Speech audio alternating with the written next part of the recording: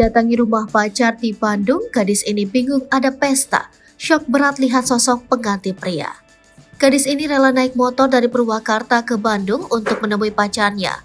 Bukannya bahagia, gadis itu justru hancur hatinya ketika sampai di rumah sang pacar. Di sana sedang ada pesta pernikahan.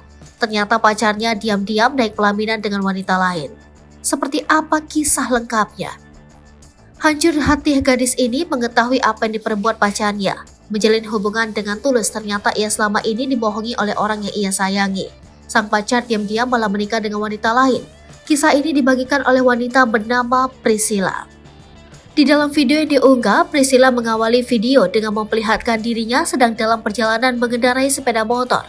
Ternyata Priscilla berangkat dari Purwakarta ke Bandung naik motor sendirian.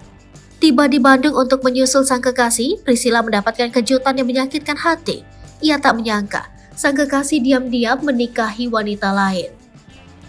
Selama perjalanan menuju Bandung, Priscilla sudah merasa tak enak hati. Berbekal alamat seadanya, ia nekat ke Bandung dan berhasil tiba di rumah sang kekasih.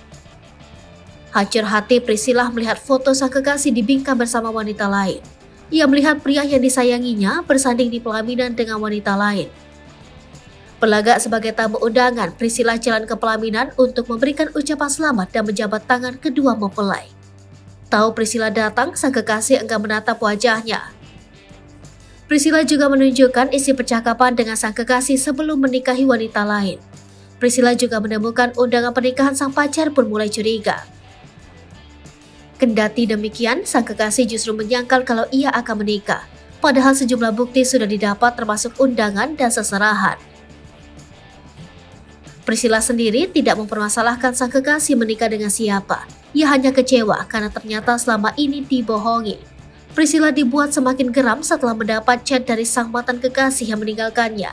Dalam chat tersebut, sang mantan kekasih mengatakan kalau selama ini ia dan Priscilla tidak ada komitmen.